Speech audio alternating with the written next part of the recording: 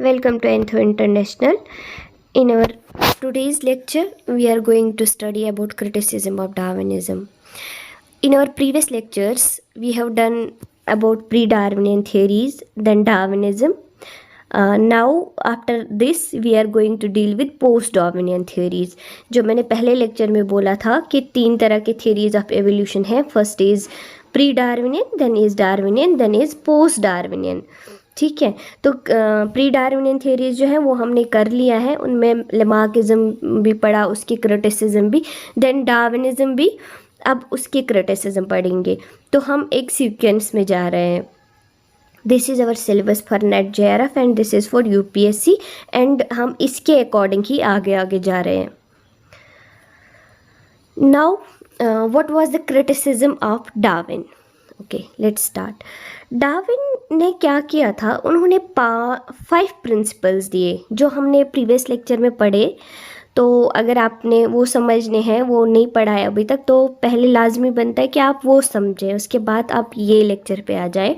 तो 5 जो प्रिंसिपल्स थे डार्विन के, तो उनमें डार्विन ने बोला था एक सेकेंड प्रिंसिपल में कि favourable adaptation are heredity and are passed from one generation to another.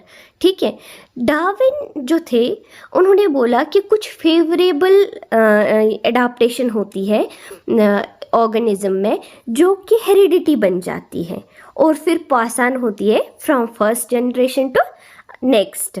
But Darwin was unable to explain the mechanism of inheritance. उसके पीछे क्या मैकेनिज्म काम करता है वो डार्विन एक्सप्लेन नहीं कर पाए.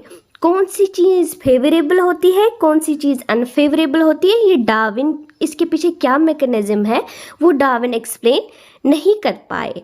Darwin had no scientific backup to explain the inherited characteristics. जो इनहेरिटेड कैरेक्टरिस्टिक्स थे, जो इनहेरिट हो जाते हैं फ्रॉम पेरेंट टू ऑफस्प्रिंग या from first generation to second generation, इसके पीछे जो इनहेरिटेड जो मैकेनिज्म था या साइंटिफिक बैकअप वो उसके पास नहीं था, डार्विन के पास नहीं था. तो डार्विन इस चीज़ को एक्सप्लेन नहीं कर पाए.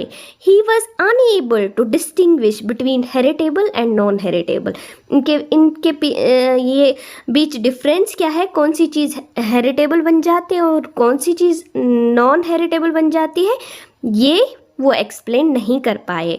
He believed that favorable will transmit and unfavorable will not. उसने ये चीज़ों का यूज़ नहीं किया, इनहेरिटेबल या नॉन हेरिटेबल या इनहेरिट कौन हो जाते हैं. उसने बोला कि कुछ फेवरेबल और अनफेवरेबल. वो फेवरेबल क्या है, वो अनफेवरेबल कौन सी चीज़ है, कैसे हो जाती है, वो डार्विन नहीं एक्सप्लेन कर पाए. अगर कोई भी प्रोसेस होती है, कोई भी चेंज होती है, इसके पीछे कौन सा मैकेनिज्म काम करता है, that Darwin was not able to explain. ये सबसे पहला क्रिटिसिज्म रहा डार्विन का, as he was not able to explain it fully. वो इसको एक्सप्लेन नहीं कर पाए. Second, Darwin's explanation is inadequate. हाँ, जब कोई प्रोसेस होती है और आप इसके पीछे का मैकेनिज्म नहीं पता कर पाते हो या बता सकते हो, दैट मीन्स आपकी जो एक्सप्लेनेशन है वो इनएडुकेट है, वो एडुकेट नहीं है. सिमिलरली डार्विन ने जो एक्सप्लेनेशन दी थी that was inadequate because selection creates nothing, it merely eliminates और preserves already existing variations without indicating their cause which is the main question. उन्होंने बोला कि नेचुरल सिलेक्शन जो होती है, नेचुरल सिलेक्शन से हम क्या करते हैं कि डिफरेंट जो आपके फेवरेबल चीज़ होती है या जो आपके अच्छे कैरेक्टरिस्टिक्स होते हैं वो कंटिन्यू रहते हैं, और जिनका कोई काम नहीं होता है, जो यूज़फुल कैरेक्टरिस्टिक्स नहीं होते तो वो एलिमिनेट हो जाते हैं. तो उसके पीछे क्या मैकेनिज्म था, कैसे ये नेचुरल सिलेक्शन होती है, ये वो एक्सप्लेन नहीं कर पाए. That means his explanation was inadequate. Role of minor variation struggle for existence but not the mutation. उन्होंने छोटा सा जो माइनर वेरिएशन जिससे होती है, जैसे स्ट्रगल फॉर एग्जिस्टेंस जिसको उन्होंने बोला, जो हमने प्रीवियस लेक्चर में एक्सप्लेन किया, इंटर स्पीशीज़, इंट्रा स्पीशीज़ या विद एनवायरनमेंट जो स्ट्रगल होता है वो एक माइनर वेरिएशन लाता है। बट जो म्यूटेशन है, म्यूटेशन का कॉन्सेप्ट उसने नहीं दिया, या उसको कोई आइडिया ही नहीं था म्यूटेशन का, या जो फिर बाद में पता चला this is the main reason या main mechanism behind this variations या इनहेरिटेंस, तो सॉरी म्यूटेशन, तो उसका उनको कॉन्सेप्ट ही नहीं था, उसने उसके बारे में उसने कोई आइडिया दिया ही नहीं। Cause of variation was not explained, जो वेरिएशन का काज जो हमने लास्ट स्लाइड में भी बोला नहीं एक्सप्लेन किया था।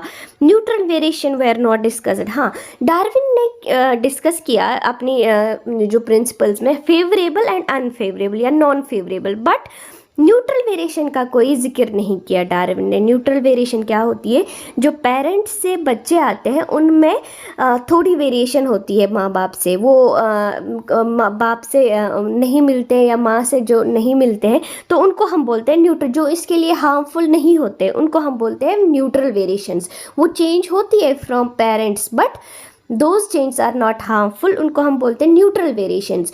उन न्यूट्रल वेरिएशंस का भी जिक्र डार्विन ने अपनी थ्योरी में, अपने प्रिंसिपल्स में कहीं पे भी नहीं किया।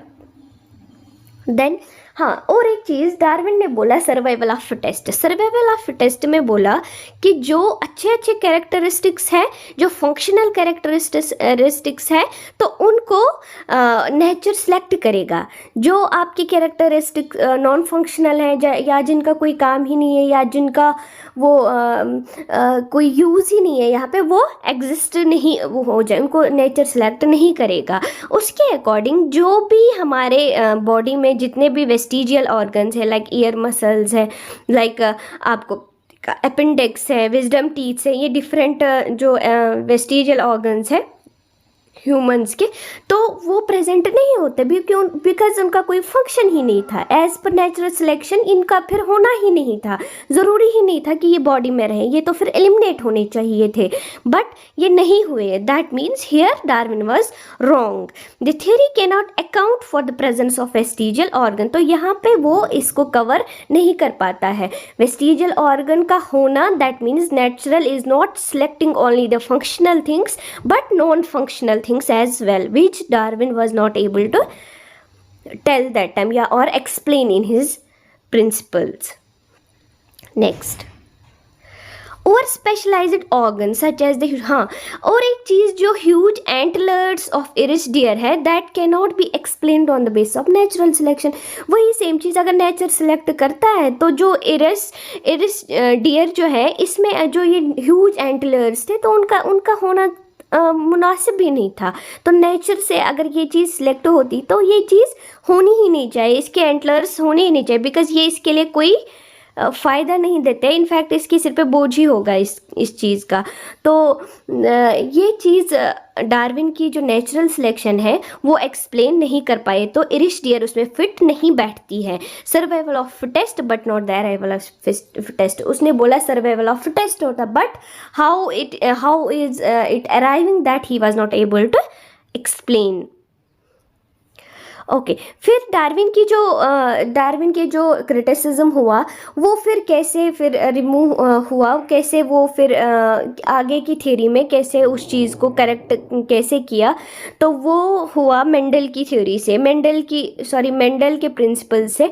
मेंडल ने जो अपने प्रिंसिपल्स दिए थे उनको फिर रीडिस्कवर किया गया after his death 16 years I guess, उसके 16 ईयर्स के बाद जो उसने काम किया था, तो उसके बाद उसके काम को रीडिस्कवर किया गया। तो फिर पता चला what is the dominant character, what is recessive character, how it is transmitted, ये फिर उसके बाद हुआ। तो डार्विन का जो ये था उसको कॉन्सेप्ट नहीं पता था, मैकेनिज्म नहीं पता था, इसके पीछे कौन सा मैकेनिज्म काम करता है, how is variation there, how it is inherited, what is favourable, what is इनफेवरेबल।